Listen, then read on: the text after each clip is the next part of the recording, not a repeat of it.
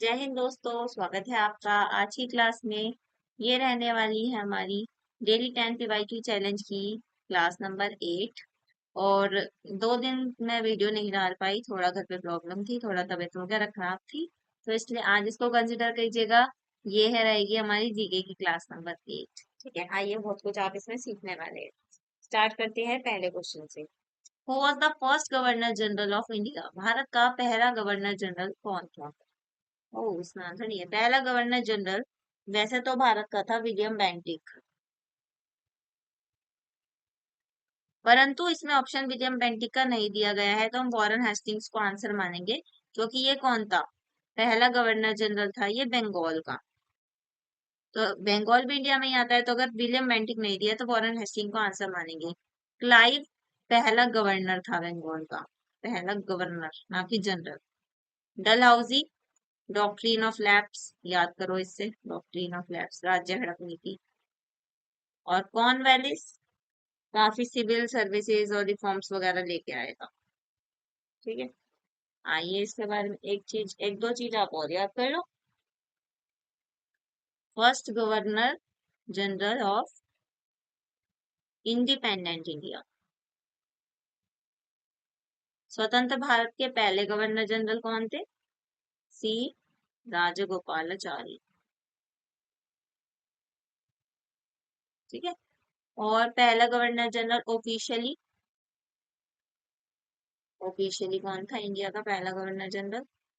जो मैंने आपको पीछे बताया, वो था आपका विलियम बेंटिक। और ये गवर्नर जनरल की पोस्ट आई कब थी? गवर्नर जनरल की पोस्ट आई थी रेगुलेटिंग एक्ट से, रेगुलेटिंग एक्ट ऑफ 1773 से ये वाली पोस्ट आपकी इंट्रोड्यूस हुई। Next question. Panchsheel principles are related to which country agreement? Panchsheel सिद्धांत जो आए थे वो कौन सी दो देशों के समझौते से आए थे? तो वो आए थे इंडिया और चाइना के समझौते से। पंचशील प्रिंसिपल क्या होती है? दो देशों के बीच शांतिपूर्ण संबंध, शांतिपूर्ण संबंध के 5 नियम।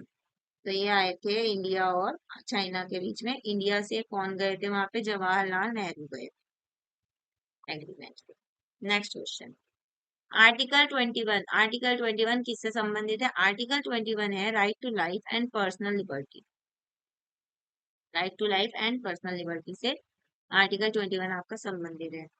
देखिए, उस वाली वीडियो में 14 से 18 तक करे थे, पिछली बार वाली में। आज हम देख रहे हैं आर्टिकल 19 to 22। ये सारे आर्टिकल्स आते हैं आपके राइट टू फ्रीडम के अंदर। राइट टू फ्रीडम के अंदर आपके आर्टिकल आते हैं। आर्टिकल 19 पूरा इसका नाम ही राइट टू फ्रीडम है। इसमें 6 सब पार्ट्स हैं, जिसको ऐसे याद मैंने किया हुआ है 100 MRP।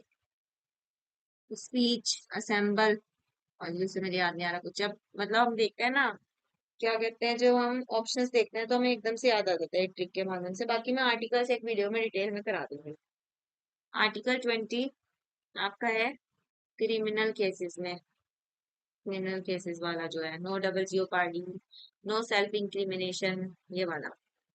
Article 21 right to life और पर्सनल लिबर्टी से रिलेटेड है। और आर्टिकल 22 आपका अरेस्ट और डिटेंशन से रिलेटेड है, जिसमें आपका प्यूनिटिव डिटेंशन और प्रिवेंटिव डिटेंशन आता है। एक वीडियो डिटेल बना देगी फंडामेंटल राइट के ऊपर। Next topic. नालंदा यूनिवर्सिटी कहाँ पर लोकेटेड है? नालंदा विश्वविद्यालय लोकेटेड है बिहार में, राजगीर के पास। नालंदा बहुत इंपॉर्टेंट है, इसका फाउंडर आते हैं। फाउंडर कौन है? कुमार गुप्त वर्म। कुमार गुप्त वर्म, गुप्ता डायनेस्टी के। और डिस्ट्रॉय इसको किसने किया था? बख्तियार खिलजी ने। बख्तियार खिलजी ने इसको डिस्ट्रॉय किया था। कब किया था? 1193 सी। दो यूनिवर्सिटी और पूछी जाती है एग्जाम में, उनको भी देख लो। तो वो है एक तो विक्रमशिला, ये हर एक एग्जाम्स में आने वाले क्वेश्चंस हैं। विक्रमशिला यूनिवर्सिटी और एक आती है उदांतपुरी। ये भी बिहार में ही है दोनों यूनिवर्सिटीज। ये भी बिहार में है और ये भी बिहार में है। इसका फाउंडर है, इसके फाउंडर है धर्मपाल, पाल डायनेस्टी के रूलर। और इसके फाउंडर है गोपाल, ये भी पाल डायनेस्टी के रूलर। इसको भी डिस्ट्रॉय किसने किया था? बख्तियार खिलजी ने। इसका हो जाता नहीं है ऐसे एग्जाम में, ठीक है। तो ये वाला इंपॉर्टेंट था। Next question, which is the largest ocean in the world? सबसे बड़ा महासागर कौन सा है? सबसे बड़ा महासागर है प्रशांत महासागर, यानी कि पैसिफिक ओशन। ओशियंस को याद करने की ट्रिक होती है पैसा। पैसिफिक, अटलांटिक, इंडियन, सदर्न और आर्कटिक। और ये देखो डिक्रीजिंग ऑर्डर में भी है, सबसे बड़ा पैसिफिक और सबसे छोटा आर्कटिक।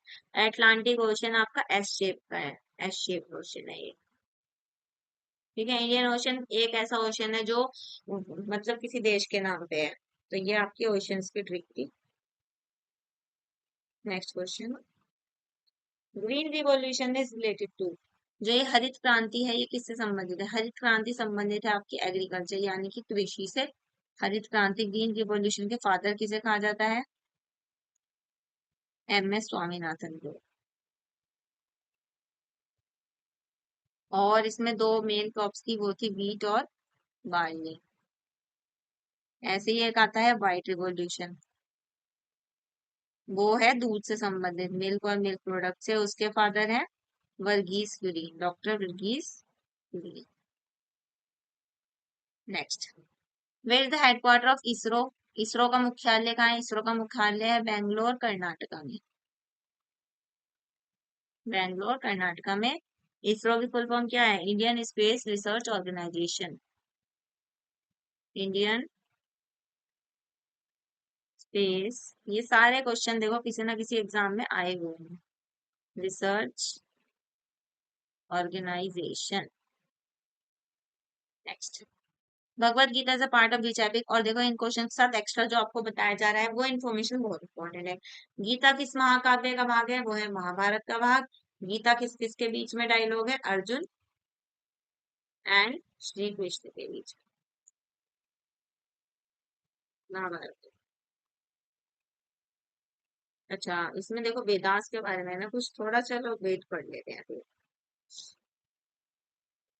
वेदास,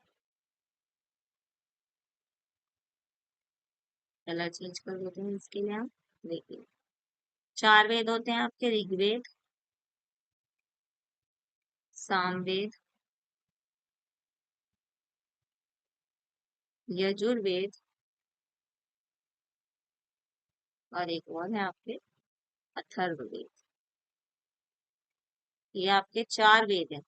इनमें से आइए ऋग्वेद के बारे में हम थोड़ा सा पढ़ते हैं इस वीडियो में। ऋग्वेद आपका ओल्डेस्ट है, ओल्डेस्ट और लॉन्गेस्ट। इसमें आपको 1028 हाइम्स यानी कि श्लोक देखने को मिलेंगे, ठीक है। और इसके गायत्री मंत्र भी हमने इसमें से ही लिया है, गायत्री मंत्र इसके थर्ड वाले इसमें से। पुरुष सूक्त भी हमने यहीं से लिया है, पुरुष सूक्त 10th वाले में से, ठीक है। तो ये आपका ऋग्वेद है, ओल्डेस्ट वेद, लॉन्गेस्ट वेद, 1028 हाइम्स है। गायत्री मंत्र इसके थर्ड पार्ट में से लिया है और पुरुष सूक्त इसके 10th पार्ट में से लिया है। सामवेद क्या है? Oldest book on music, music गानों की पुरानी बुक। और यजुर्वेद में आपको मिलेंगे प्रेयर्स, रिचुअल्स। और अथर्ववेद में मिलेंगे मैजिकल स्पेल्स, मैजिकल चीजें, magical spells to ward off evils. ये इन वेदों की मैंने आपको खासियत बता दी है, बहुत ही इंपॉर्टेंट है। आप पूरी पूरी वीडियोस देखते हो ना, तब आपको पूरा वेद पढ़ाया जाता है। ये मैंने आपको बेसिक इसका बता दिया है। Next video, next. Question. Second last question, which is the longest river in India? सबसे लंबी नदी कौन सी है? सबसे लंबी नदी भारत की पूछी है तो वो गंगा है। अगर वैसे लॉन्गेस्ट रिवर पूछेंगे वर्ल्ड में, नहीं वर्ल्ड में तो फिर कौन सी है? अमेजोन है, सॉरी नाइल है, नाइल, नाइल है। और वैसे पूछेंगे इंडिया में तो वो ब्रह्मपुत्र है। सॉरी इंडिया के में तो गंगा है और इंडिया से बाहर है ब्रह्मपुत्र। सबसे लंबी नदी है जिसको सैंगपो भी कहा जाता है चाइना में। सैंगपो कहाँ कहा जाता है इसको? चाइना में। ये ऐसे टर्न मारती है नामचा बरवा से, फिर यूं चली जाती है बाहर, ठीक है। नामचा बरवा से टर्न मारती है, मतलब पूरी इंडियन सब कॉन्टिनेंट में ये फ्लो नहीं करती, इसलिए इंडिया की लॉन्गेस्ट इसको कहा नहीं जाता है। Next question, what is the full form of UNO? UNO का फुल फॉर्म है यूनाइटेड नेशंस ऑर्गेनाइजेशन।